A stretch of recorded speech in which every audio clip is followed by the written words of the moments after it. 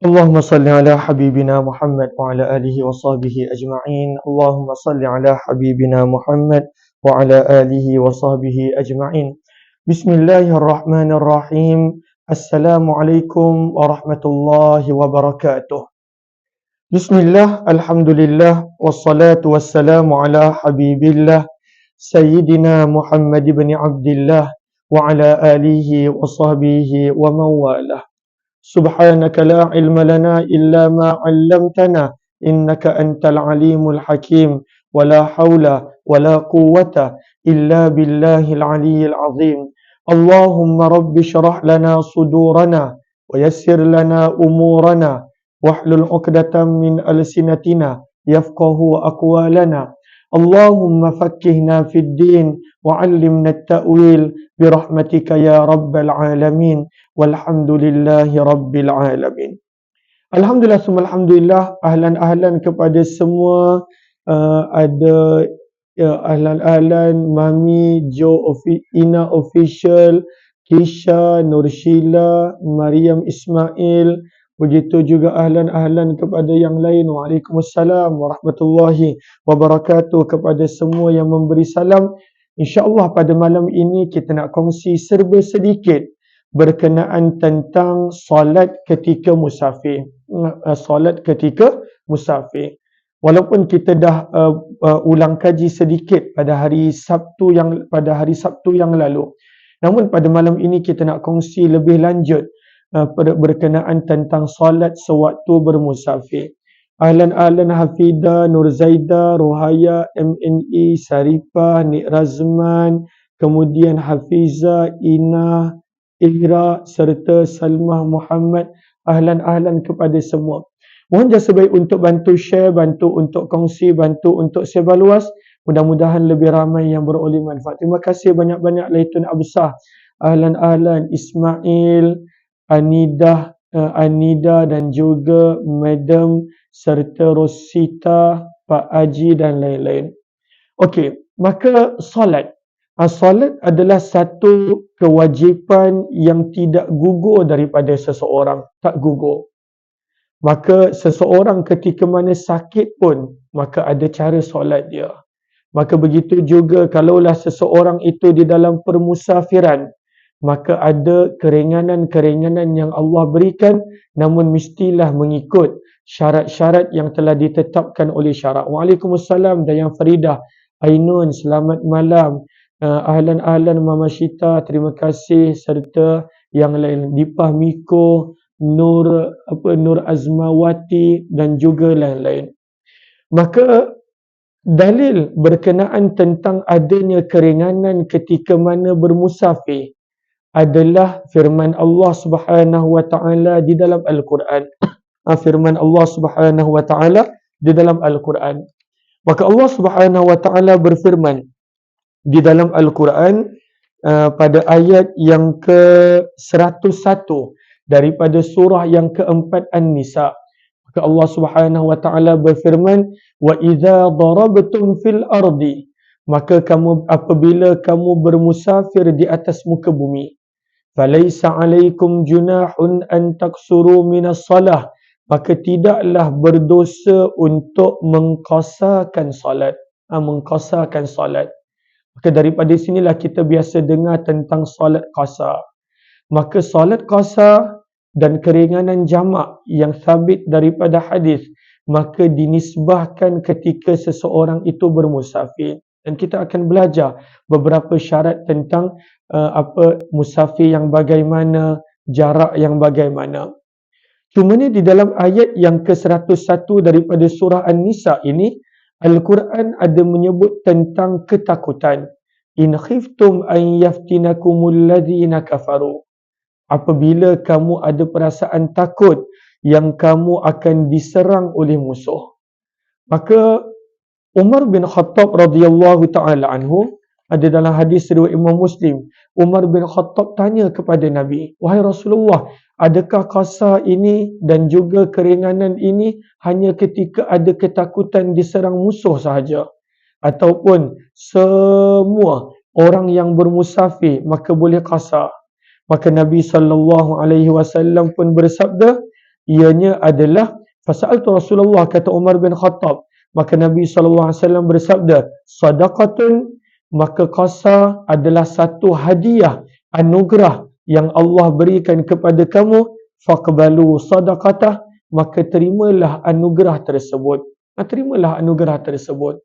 Maka solat qasa dan jamak, walaupun tidak ada peperangan, asalkan adanya permusafiran, maka seseorang itu telah boleh melakukan qasa dan jamak. Dua benda berbeza. Qasa adalah menunaikan 2 rakaat solat yang 4 rakaat. Itu qasa. Jamak pula adalah menggabungkan di antara solat zuhur dan asar, begitu juga maghrib dan isyak. Maka itu adalah jamak. Kalaulah dibuat pada waktu yang pertama, contohnya digabungkan pada waktu zuhur ataupun pada waktu maghrib, maka dikenali sebagai jamak takdim. Kalaulah dibuat pada waktu yang kedua, maka dikenali sebagai jamak takhir. Cuma siapakah yang boleh buat qasa dan jamak? Yang boleh buat qasa dan jamak adalah musafir. Sebab Al-Quran sebut, wa idza darabtum, apabila kamu bermusafir. Apabila kamu bermusafir. Ayat 101 daripada surah yang keempat. Maka kalaulah seseorang itu tidak bermusafir, maka tidaklah boleh dia melakukan qasa. Maka siapakah yang dipanggil musafir? Maka di dalam mazhab Imam Asy-Syafi'i, kita berkongsi pandangan Imam Asy-Syafi'i rahimahullah. Mungkin ada yang mengikut mazhab yang lain ataupun pandangan yang lain. Maka dalam mazhab Syafi'i, seseorang itu dikenali sebagai musafir. Dikenali sebagai musafir apabila dia melakukan yang pertama, perjalanan yang jauh. Itu yang pertama. Apabila seseorang itu melakukan perjalanan yang jauh. Maka kalaulah dia melakukan perjalanan yang dekat, maka tidaklah dipanggil musafir. Berapakah kadar perjalanan yang jauh? Maka kadar perjalanan yang jauh adalah sebanyak 81 kilometer yang dikenali sebagai 2 marhalah. Sebagai 2 marhalah. Pada zaman kita telah disepakati 81. Sebelum ini, maka pandangan ada yang sampai 90, ada 82, ada 80 lebih. Namun kebelakangan ini, apabila telah dibuat perbincangan di kalangan Jabatan Mufti di Malaysia, maka kebanyakan negeri memegang pandangan sebanyak 81 kilometer. Maka kalaulah seseorang tu dia melakukan perjalanan yang tak jauh, maka dia tidaklah dipanggil musafir. Dia tidaklah dipanggil musafir. Waalaikumsalam Sukhaila. Terima kasih Muhammad, Abu Walid, kemudian Zarina Ali dan juga Laitun Absah dan juga lain-lain. Maka siapakah yang dipanggil musafir? Yang pertama, dia melakukan perjalanan yang jauh. Perjalanan dia adalah 81 km ataupun lebih. Dan yang kedua, dia tinggal di tempat yang dia pergi itu selama 3 hari. Tidak melebihi 3 hari. Maka kalaulah lebih daripada 3 hari, maka tidaklah dikenali sebagai musafir. Bila dia nak duduk lebih daripada 3 hari, tidak masuk hari tiba dan hari balik, maka tidaklah dipanggil musafir. Bila tak panggil musafir, maka tidaklah boleh melakukan qasa dan lain-lain. Kenapa Imam Asy-Syafi'i memilih pandangan 3 hari? Maka pandangan 3 hari diambil daripada hadis riwayat Bukhari dan Muslim. Maka dalam hadis riwayat Bukhari dan Muslim, apabila Nabi SAW bersabda kepada para sahabat Mekah yang telah berhijrah ke Madinah. Mereka dah tinggalkan Mekah, dah berhijrah ke Madinah. Dan ketika itu adalah musim haji. Maka Nabi SAW bersabda kepada para sahabat, "Thalathun lil muhajiri ba'da sadar." Sabda Nabi SAW, hanya 3 hari bagi mereka yang telah berhijrah untuk tinggal di Mekah sebagai musafir. Hanya 3 hari. Thalathun lil muhajir ba'da sadar. Walaupun sahabat muhajirin ni asal Mekah, Walaupun sahabat muhajirin ini lahir di Mekah, tapi sebab mereka dah berhijrah, mereka dah tinggal di Madinah, maka lepas habis haji, Nabi kata pada sahabat muhajirin, hendaklah tidak tinggal di Mekah lebih daripada 3 hari. Jangan tinggal di Mekah lebih daripada 3 hari. Lepas daripada 3 hari, maka kena beredar selepas daripada musim haji. Maka sabda hadis Nabi ini menjadi pegangan dalam mazhab Syafi'i bahawa kenyataan Nabi menunjukkan bahawa musafir adalah selama 3 hari sahaja. Seseorang yang nak duduk di sesuatu tempat lebih 3 hari, maka dia dah dikenali sebagai mukim. Bila dia dah dikenali sebagai mukim, maka tak bolehlah melakukan solat qasar dan lain-lain. Terima kasih banyak-banyak Pablo, bantu tag yang lain. Ahlan, jazakumullah khairah kepada yang bantu share, yang bantu kongsi, yang bantu sebar luas. Mudah-mudahan lebih ramai yang beroleh manfaat. Maka dalil yang diambil oleh para ulama mazhab Syafi'i adalah hadis riwayat Bukhari dan Muslim tadi yang Nabi sebut para sahabat yang dah berhijrah hanya boleh tinggal di Mekah selama 3 hari. Tidak boleh lebih daripada 3 hari. Maka dalam mazhab Syafi'i, orang yang dikenali sebagai musafir, dia mestilah melakukan perjalanan yang jauh, iaitu 81 km dan lebih. Dan yang kedua, dia mestilah ada niat nak tinggal di sesuatu tempat tidak lebih daripada 3 hari. Tidak masuk hari tiba dan hari balik. Okey, ini kita nak terangkan. Dalam mazhab Syafi'i, seseorang itu nak tahu dia masih dikira musafir ataupun tidak adalah kadar berapa lama dia nak tinggal dekat sesuatu tempat. Contohnya sekarang ni raya, nak balik kampung, ataupun nak pergi bercuti, ataupun nak pergi ziarah mertua. Maka berapa lama nak tinggal di situ? Maka dia ada kadar dalam mazhab Syafi'i. Ada 2 cara untuk kira. Ada 2 cara. Maka cara yang pertama adalah perkiraan hari. Cara yang pertama adalah perkiraan hari. Maka untuk perkiraan hari, maka dia adalah 3 hari, tidak masuk hari dia sampai dan tidak masuk hari dia balik. Tidak masuk. Contoh, kalaulah contoh, katakanlah raya hari Rabu, contoh raya hari Rabu. Maka seseorang tu sampai ke kampung pada hari Selasa siang, sehari sebelum raya. Maka dia pun sampailah ke kampung dia, katakanlah Melaka. Kampung ayah saya Melaka. Contoh, saya balik Melaka dan sampai Melaka hari Selasa. Maka hari Selasa ni tidak kira. Maka hari apa yang dikira? Rabu, Khamis dan Jumaat. Rabu, Khamis dan Jumaat. Sampai Selasa tak kira. Rabu, Khamis dan Jumaat. 3 hari. Dan hari Sabtu, maka kena balik. Kalaulah nak kira musafir. Maka seseorang yang apabila dia sampai hari Selasa tengah hari dan dia balik pada hari Sabtu, pada hari Sabtu, Allahumma salli ala Sayyidina Muhammad siang. Kalaulah dia balik pada hari Sabtu siang, maka dia masih musafir. Maka bila dia masih musafir, dia boleh solat qasar, dia boleh solat jamak jika dia mahu. Maka dia tiba hari Selasa tak kira, Jumaat tidak kira, maka dia hanya diambil kira tinggal di Melaka pada hari Rabu, Khamis dan Jumaat. Tapi kalaulah dia balik rumah dia adalah Jumaat malam Sabtu, maka itu dah dikira mukim. Kenapa? Sebab Jumaat malam Sabtu dah dikira hari yang baru dalam Islam. Maka bila dia sampai Selasa siang nak balik Jumaat malam Sabtu, maka waktu tu dia dah dikira mukim, tak lagi musafir.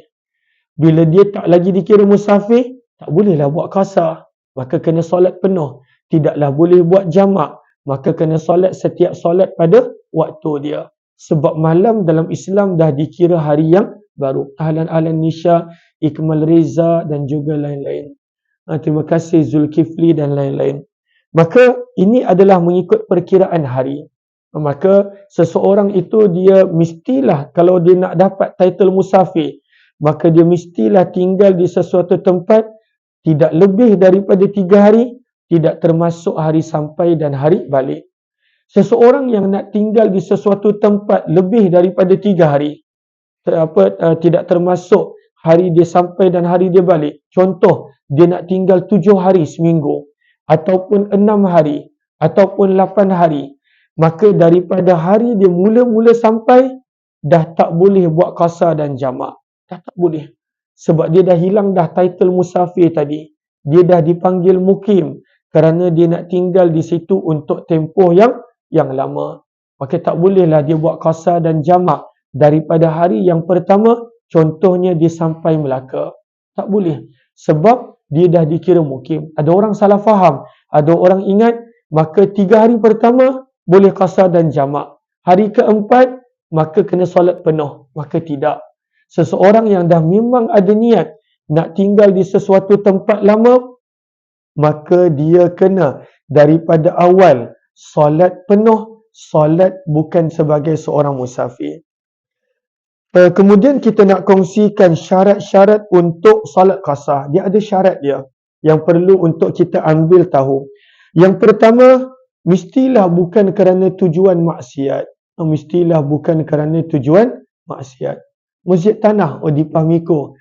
Kampung ayah saya dekat Rim Jasin. Dekat Rim, terima kasih. Masjid Tanah, tempat arwah pakcik saya. Tapi beliau dah meninggal lama dah. Masjid Tanah. Okay, terima kasih. InsyaAllah ada rezeki nanti jumpa. Terima kasih banyak-banyak Kak Dipah Miko.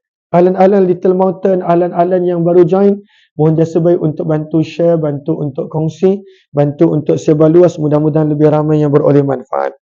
Maka dalam mazhab Syafi'i, saya berkongsi daripada sudut pandang mazhab Syafi'i. Kalaulah ada yang mengikut pandangan para ilmuwan yang lain, mazhab yang lain, maka boleh rujuk kepada pandangan masing-masing.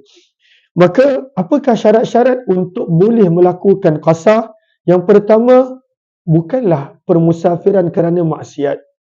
Maka mana mungkin nak musafir kerana maksiat, melakukan perjalanan kerana maksiat dan nak dapat keringanan, hadiah, qasar dan jamak yang Allah bagi. Maka kalaulah permusafiran dia kerana maksiat, maka tidak boleh untuk dia melakukan qasar. Yang kedua, yang boleh qasar hanyalah solat yang 4 rakaat. Hanya solat yang 4 rakaat. Jangan pula solat tu dah 2, dia pergi qasarkan lagi jadi 1. Qasar ni maksudnya memendekkan. Ataupun maghrib dah 3, dia pergi pendekkan jadi 1,5. Tak boleh. Qasar hanyalah boleh untuk solat yang 4 rakaat. Zuhur, Asar dan Isyak. Syarat yang ketiga, perjalanan itu mestilah jauh, iaitu 81 km dan lebih. Ini syarat yang ketiga. Mestilah perjalanan yang jauh, iaitu 81 km ke atas. Yang keempat, dia mesti tahu tujuan dia nak ke mana. Dia mesti tahu. Sebab itu di dalam mazhab Syafi'i, para ulama berkata, seseorang yang dia tidak tahu tujuan dia ke mana, ataupun dikenali sebagai al-haim, dia tak tahu. Dia start kereta, dia terus jalan. Dia tak tahu. Maka dia tidak boleh buat qasar dan jamak walaupun dia berulang alik antara utara dan selatan, Johor dan Kedah. Contohnya 5 kali sehari. Tak boleh. Dia mesti kena ada tujuan. Nak pergi mana? Perjalanan ni nak menuju ke mana? Sebab itu seorang suami, dia tak boleh contohnya kata dengan isteri je, jom siap barang masuk kereta, dia start kereta. Lalu isteri ni tak tahu nak pergi mana. Maka kalaulah isteri tu tak tahu tujuan dia mana, maka dia tak boleh buat qasar. Dia tak boleh buat qasar. Kecuali bila isteri tu dah sedar 81 km lebih, dia dah sedar, dia perasan, maka barulah dia boleh buat qasar. Tapi kalaulah contohnya dia tak sedar dah berapa kilometer dan dia tak tahu nak menuju ke mana, maka tidak boleh melakukan qasar. Maka suami kenalah beritahu nak pergi ke mana, nak pergi menuju ke mana, perjalanan jauh ataupun tidak. Maka syarat yang keempat, mesti tahu tempat yang nak pergi, tujuan dia adalah mana. Yang kelima, tidak boleh berimam kepada orang yang solat tamam, solat penuh. Maka tak boleh. Contohnya saya nak buat qasar, maka imam tu dia solat penuh, saya tak boleh jadi makmum. Saya tak boleh. Kalaulah imam tu buat penuh, saya kena solat penuh. Kalaulah makmum solat penuh 4 rakaat, imam solat 2, itu tak ada masalah.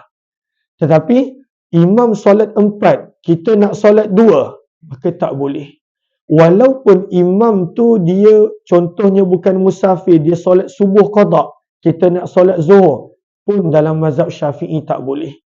Maka tidak boleh untuk mengikuti orang yang solat penuh. Tidak boleh mengikuti untuk orang yang solat penuh. Sebab itu kadang-kala dekat RNR, kenapa ada orang buat jemaah banyak-banyak? Sebab kadang-kala dia tak tahu orang kat depan tu solat apa. Dia solat apa. So kadang-kala ada je orang yang walaupun dekat RNR, tapi kerana dia kerja situ, ataupun contoh permusafiran dia tak jauh, cuma dia gunakan highway, maka dia solat penuh. Kalaulah imam solat penuh, maka makmum tidak boleh untuk solat qasar. Tak boleh. Bahkan kalaulah imam itu kita ragu-ragu, imam solat penuh ke qasar, pun kita tak boleh solat qasar. Kita kena niat penuh. Kita kena niat penuh. Maka kalaulah kita tahu imam tu solat penuh 4 rakaat, ataupun kita ragu-ragu, dalam kedua-dua keadaan ini tidak boleh solat penuh. Tidak boleh solat qasar. Mesti kena solat penuh.